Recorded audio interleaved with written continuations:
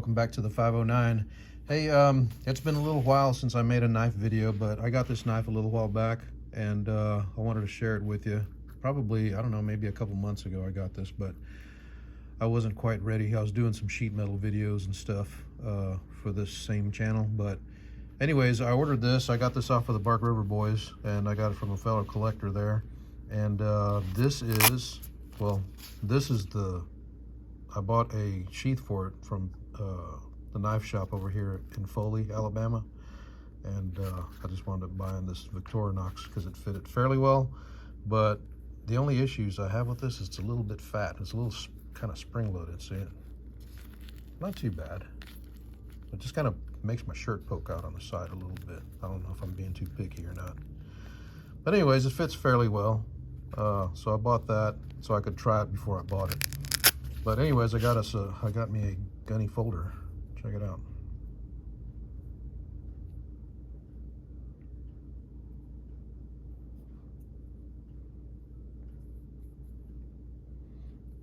Looks like I got something on it already, or scratched it, or I don't know what I did.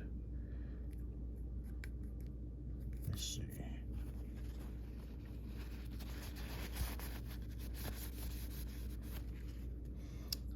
Oh, looks like it wiped off.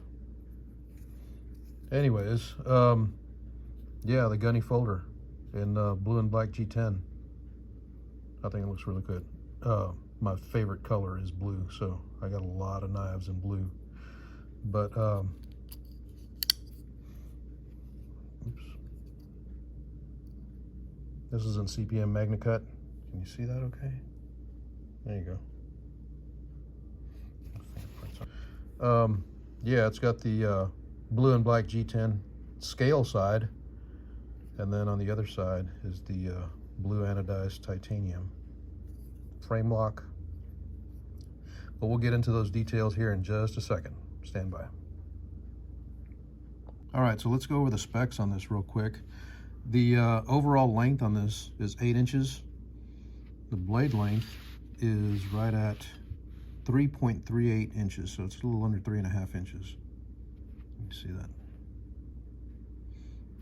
that? Let's see here. The blade steel, as we mentioned earlier, is magnacut, CPM magnacut. You can see it there. The blade thickness is 0.156. Now, we'll check that out with the coins here in a couple minutes, the coin thickness comparison. But 0.156 is, according to the online decimal to fraction conversion charts, is right at about 5/32, a little bit smaller than 3/16. So just keep that in mind, but we'll do the coin test in just a minute. I got my coins right here. The next thing is, the other thing about the blade I was going to mention to you is that these edges have been relieved a little bit, so there's not going to be any ferro rod scraping with this edge here. You might be able to do something with the very tip, but I don't know that that's very practical. But you can see right there where the edge has been taken off on at least this version. The weight of the knife is 5.375 ounces. And as mentioned earlier, this is a frame lock with the titanium side here. This is cut out, of course, so you can flex it. You can flex this out. You can see it. And then it's got that insert inside there. And when I was watching a video with Nick Trotman and Jason from DLT, they were saying, Nick was saying that insert in there, if you can see it, is made out of CPM 154 in order to have a similar style metal to rub onto the magnacut, so that way it doesn't start getting stuck on itself. They call it galling, but winds up getting kind of stuck on itself, and the action slows down quite a bit. So as you can see, passes by there really well. Let's see it walk up. Oops. Right there. The next thing I wanted to mention was the thumb stud.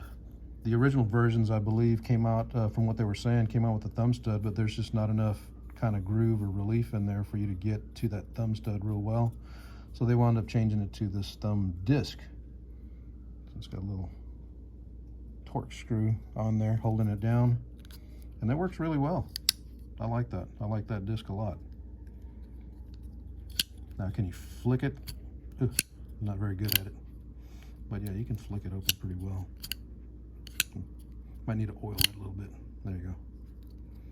Got some pretty smooth action. Works really well.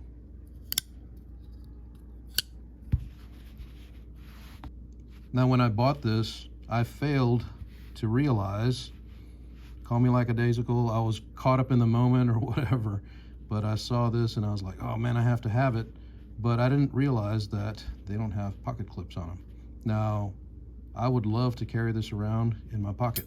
So Nick, if you're out there watching, listening, hook me up, man. I appreciate it. But anyways, I can't wait till they come out with the pocket clips. I'm gonna get one regardless and put it on here because I want to carry this in my pocket for sure. It's gonna be awesome. So the next thing we're gonna do is we're gonna go ahead and do the coin comparison. See what kind of coins we can use to compare the thickness of this blade. Let's check this out. So, excuse me. Let's try, I know 2 nickels is, no, that's actually fairly close. I was gonna say, I know 2 nickels. Sorry about that, my camera freaked out for a minute, but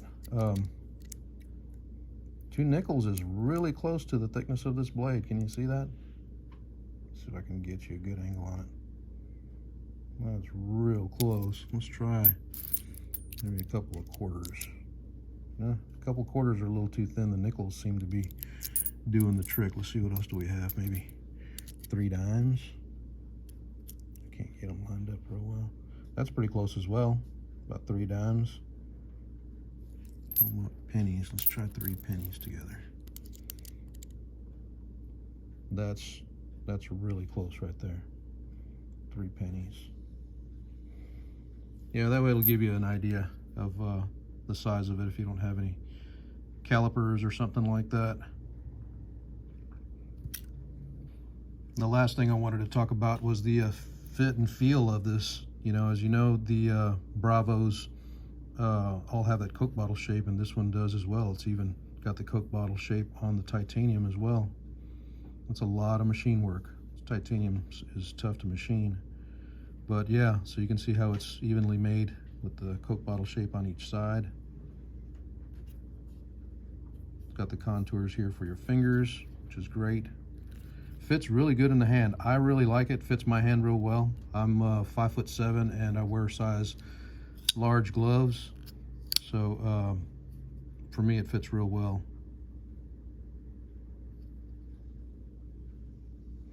The last thing I need to do, like I said, is get that pocket clip for it, and I will be set. I think this is gonna be, for me, this is gonna be an everyday carry.